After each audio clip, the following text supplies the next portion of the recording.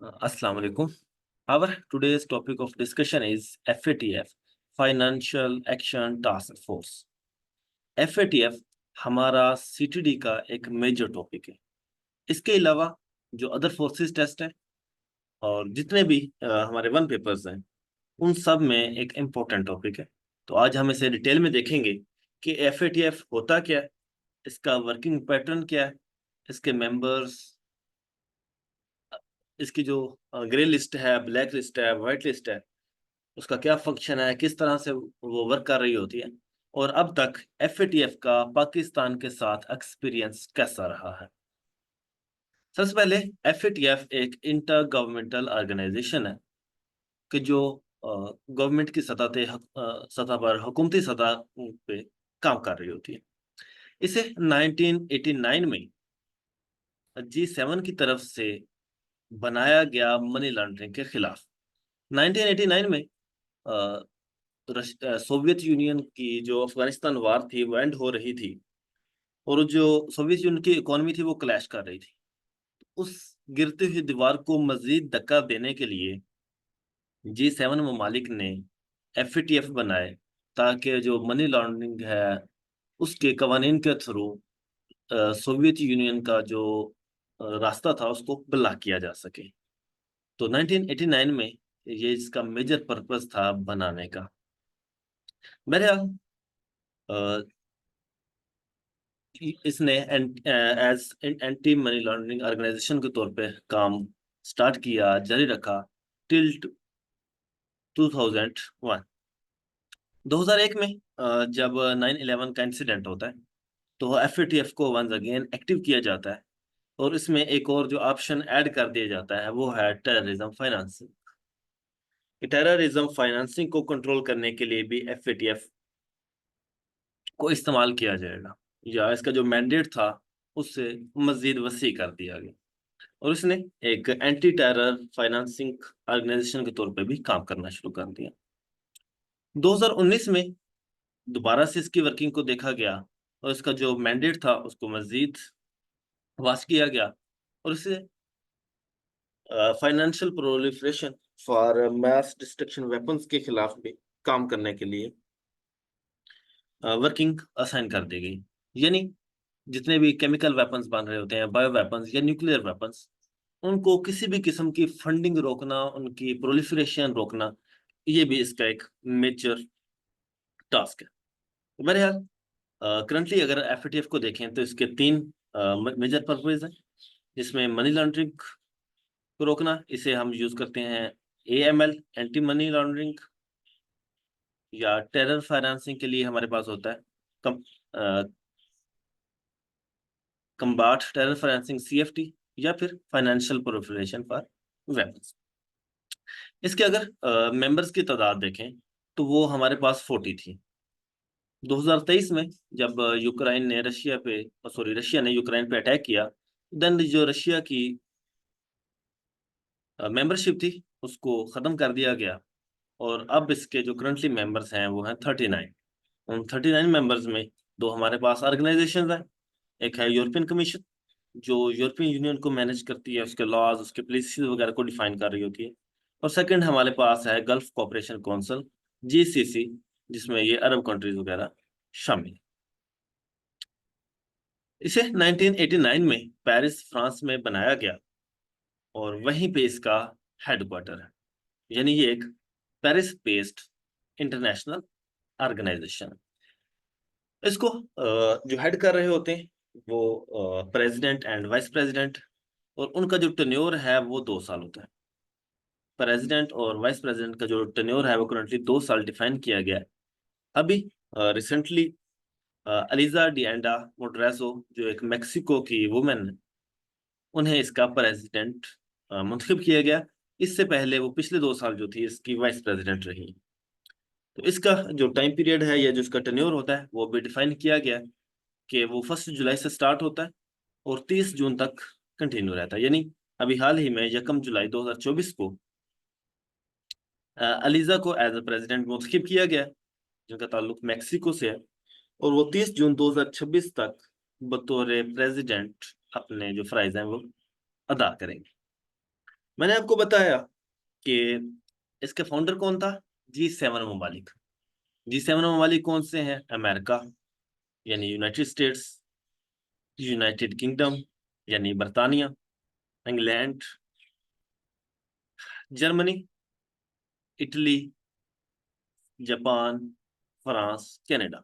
इसको याद करने के लिए आपको याद होगा कि जो हम ट्रिक्स याद करते होते थे, उसमें हमने G7 के लिए एक लफ्ज याद किया था, जूस विद GF। यानी ये 7 ममालिक है, 5 + 2 7। इससे हम उन ममालिक के नाम याद रख लेते हैं। यानी जे से हमारे पास जापान, यू से हमारे पास यूनाइटेड स्टेट्स ऑफ अमेरिका, आई से हमारे पास इटली, सी से हमारे पास कनाडा, ई से हमारे पास इंग्लैंड जिसे हम यूनाइटेड किंगडम भी कहते हैं, जी से हमारे पास जर्मनी, और एफ से फ्रांस। तो जूस विद GF के एक्रोनिम के साथ हम जो G7 के ममालिक हैं ये याद रख सकते हैं। ये एज अ जी के क्वेश्चन हमसे पूछा जा सकता है। इसमें एक और जो इंटरेस्टिंग चीज है कि इसमें कनाडा और यूनाइटेड स्टेट्स, इन दो ममालिक का ताल्लुक जो है वो नॉर्थ अमेरिका से है। यानी अगर कंटिनेंट वाइज हम देखें तो दो ममालिक जो हैं वो नॉर्थ अमेरिका से हैं,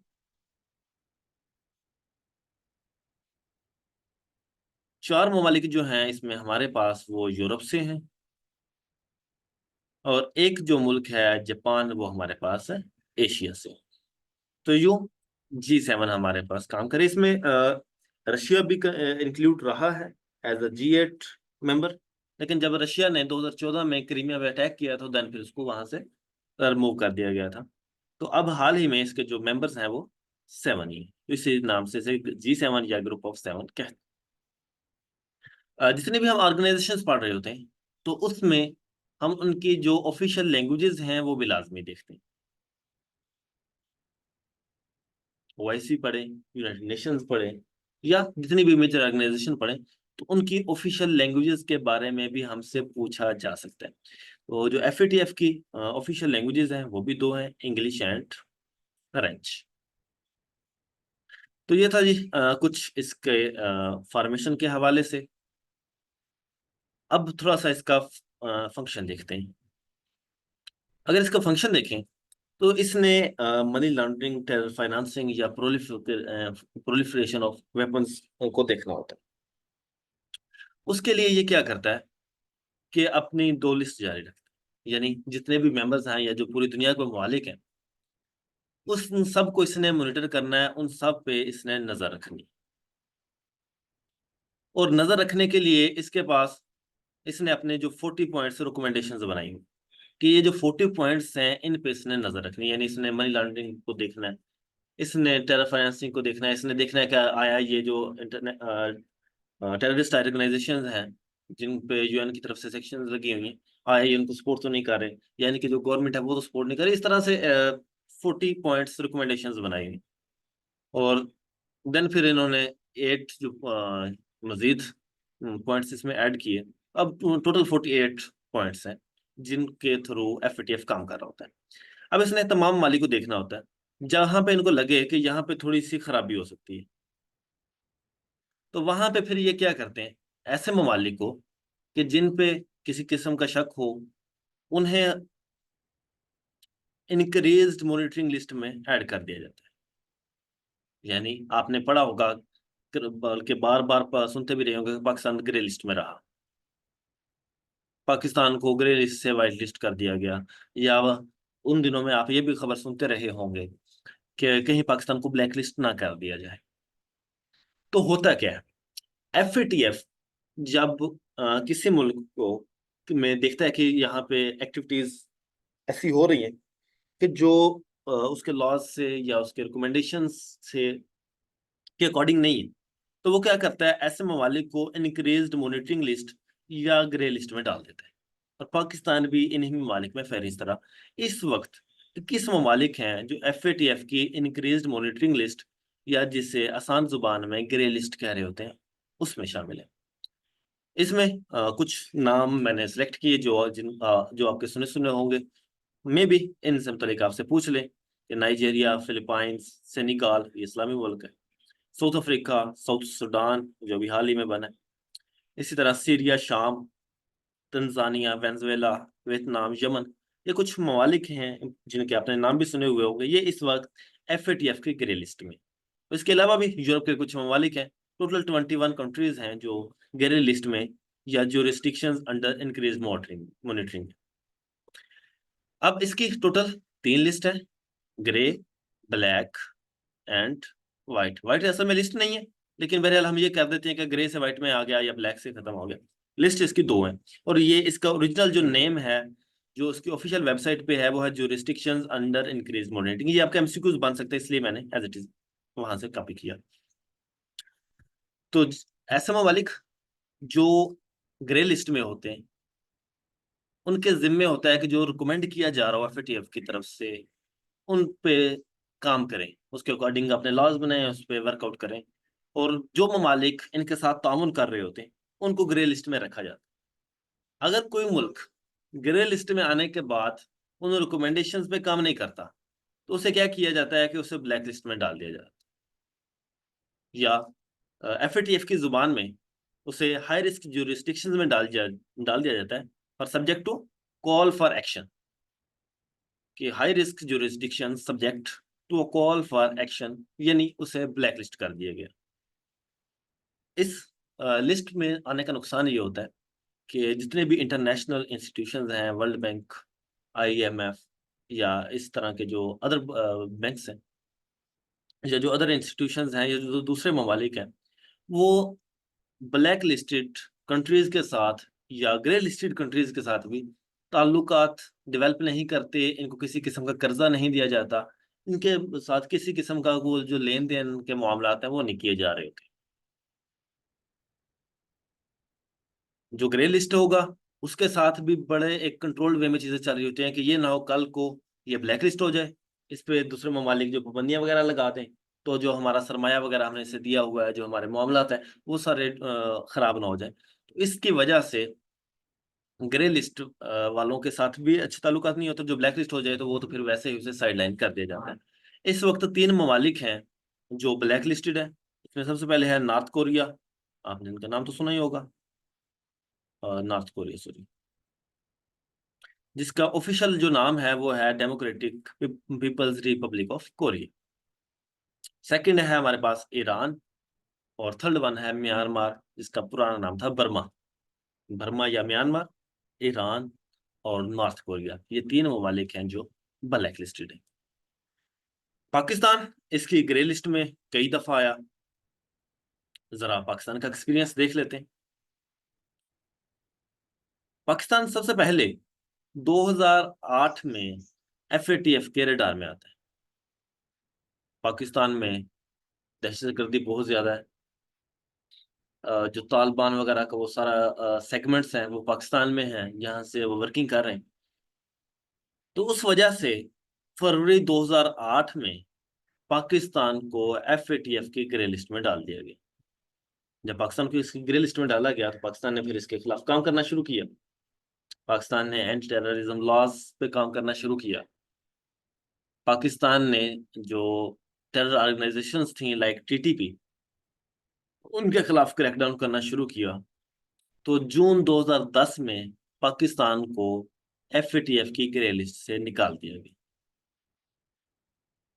2008 28 फरवरी 2008 को इसमें डाला गया, और जून 2010 में पाकिस्तान को FATF की ग्रे लिस्ट से डाल दिया गया। ये पाकिस्तान का पहला एक्सपीरियंस था। 2 साल ही गुजरे थे, दोबारा से पाकिस्तान को इसमें डाल दिया गया। अब इसमें मेजर रीजंस थी कि जो पाकिस्तान जो टेरर ऑर्गेनाइजेशंस थी, लाइक लश्कर तैयबा, जमात उद दावा वगैरह, उन्हें अपने मकासद के लिए इस्तेमाल कर रहा था, या उन्हें पाकिस्तान सपोर्ट करता था, या लाइक जैश मोहम्मद वगैरह। जो मैं टेरर ऑर्गेनाइजेशन का वर्ड बोल रहा हूँ ये चूंकि इंटरनेशनल या यूनाइटेड नेशंस की तरफ से है, तो इसलिए फॉर दैट पर्पज ये यूज करना चाहिए। तो बहरहाल जैश मोहम्मद को पे UN की तरफ से सेक्शंस थी, लेकिन पाकिस्तान की तरफ से क्योंकि वो इंडिया के खिलाफ क्रैकडाउन कर रहे होते थे, तो पाकिस्तानी अथॉरिटीज की तरफ से उन्हें किसी हद तक सपोर्ट किया जा रहा होता था। तो बहरहाल इन चीज़ों को, इन बेसिस बना के 16 फरवरी 2012 को दोबारा से पाकिस्तान को FATF की ग्रे लिस्ट में डाल दिया गया। देन फिर पाकिस्तान ने एंटी टेररिज्म अमेंडमेंट की 2013 में, नेशनल इंटरनल सिक्योरिटी पॉलिसी बनाई, और फिर जब 2014 में आर्मी पब्लिक स्कूल पे अटैक हो गया तो नेशनल एक्शन प्लान बना। नेशनल एक्शन प्लान पे हम अलग से डिटेल्ड लेक्चर शेयर करेंगे इंशाल्लाह। बहरहाल नेशनल एक्शन प्लान के बनाने से एक स्पेशल टास्क फोर्स बनाई गई, इंटरनल सिक्योरिटी पॉलिसी बना दी गई, जिसमें जो इंटरनल चैलेंजेस थे, जिसमें टेरर ऑर्गेनाइजेशंस थी, उनके बारे में डिटेल डिस्कशन हुई। अपने जो चैलेंजेस थे या जो ऑर्गेनाइजेशंस थी जिनसे पाकिस्तान को खतरात थे, उनको आइडेंटिफाई किया गया, उनके खिलाफ जो वे फॉरवर्ड था वो डिफाइन किया गया। उस बेस पे फिर 2015 में पाकिस्तान को दोबारा से निकाल दिया। तो ये पाकिस्तान का दूसरा एक्सपीरियंस था। तीसरा एक्सपीरियंस तो आपको सबके सामने होगा कि जून 2018 में जब पाकिस्तान को डाला गया FATF की ग्रे लिस्ट। अब इसमें सबसे जो मेजर इशू बना था वो हाफिज सईद वाला था कि 2017 में 2017 में लाहौर हाई कोर्ट की तरफ से हाफिज सईद को रिलीज किया गया। उनके जो एसेट्स थे उन सब को वो भी रिलीज कर दिया गया, जिसकी तरफ से इंडिया ने एक खासा इशू क्रिएट किया, और उसी की लॉबिंग की वजह से 2018 में पाकिस्तान को FATF की ग्रे लिस्ट में डाला गया। वंस अगेन हमने एंटी टेररिज्म एक्ट पे काम किया, हमने जितनी भी टेरर ऑर्गेनाइजेशंस थी उनको बैन किया। हाफिज सईद को लाहौर हाई कोर्ट की तरफ से सजा दी गई। इसी तरह जो अदर ऑर्गेनाइजेशन थे उन पर पाबंदियां लगाई गई। तो 21 अक्टूबर 2022 को 4 साल की वर्किंग के बाद पाकिस्तान को FATF की ग्रे लिस्ट से 21 अक्टूबर 2022 को निकाल दिया गया। इसमें स्टार्टिंग में 27 पॉइंट्स रखे गए, और उसमें होता भी ये है कि अगर आप इफेक्टिवली काम कर रहे हो कुछ पॉइंट्स पे तो आपको निकाल दिया जाता है। लेकिन पाकिस्तान के खिलाफ एक अच्छी लॉबी तैयार हुई हुई थी, तो उस वजह से पाकिस्तान ने जब इस पे काम किया उसमें मजीद 6 पॉइंट्स दे दिए गए, उन पे काम किया, देन फिर मजीद 1 पॉइंट, और ओवरऑल 34 पॉइंट्स पे काम करने के बाद 21 अक्टूबर 2022 को पाकिस्तान को यहाँ से FATF की ग्रे लिस्ट से निकाल दिया गया। और हाँ, मजे की चीज कि पाकिस्तान को ग्रे लिस्ट से बाहर निकलने के लिए 12 ममालिक की 12 वोट्स की जरूरत थी। ये आपका भी MCQ बन जाता है। टोटल 39 मेंबर्स में से पाकिस्तान को 12 वोट्स की जरूरत थी ग्रे लिस्ट से बाहर निकलने के लिए। जब हमने ये मतलूबा हदफ 2022 में पूरा किया तो हमें ग्रे लिस्ट से निकाल दिया गया। FATF के साथ डिफरेंट आपके रीजनल ग्रुप्स भी काम कर रहे होते हैं। जो एशिया को मैनेज करता है वो है Asia Pacific group, APG। Pakistan की जो एक्टिविटीज थी उनको एशिया पैसिफिक ग्रुप ही मॉनिटर कर रहा था, और इसी की रिकमेंडेशन की बेस पे पाकिस्तान को फिर बाद में FATF की जो ग्रे लिस्ट है उससे निकाला गया। तो ये था FATF के बारे में। इसमें वो पाकिस्तान से मुतालिक आपसे लाजमी क्वेश्चंस करेंगे कि पाकिस्तान कितनी दफ़ा गया, कब कब गया। सेकेंडली इसमें ब्लैक लिस्ट 3 कंट्रीज हैं, उनका आपको पता होना चाहिए। देन फिर FATF की जो बेसिक्स हैं उनके बारे में वो आपसे सवाल कर लेता है। उसमें ये पूछ लेगा कि रशिया का कौन कौन सी ऑर्गेनाइजेशंस हैं इसमें एज अ मेंबर, वो आपसे पूछ लेगा। कब बना ये आपसे पूछा जा सकता है। और ये कब कब पॉइंट्स ऐड हुए, 1989 में मनी लॉन्ड्रिंग था, 2001 में टेरर फाइनेंसिंग, और 2019 में आपका प्रोलिफरेशन फॉर वेपन्स भी इंक्लूड किया गया। तो ये था FATF के बारे में। National action plan, naked acts और जो अदर रिलेटेड टॉपिक्स हैं उन पे भी वीडियो आपसे जल्द शेयर की जाएंगी। दुआ में याद रखिएगा और जुड़े रहिएगा अल्लाह के साथ। अल्लाह हाफिज, अल्लाह की अमान।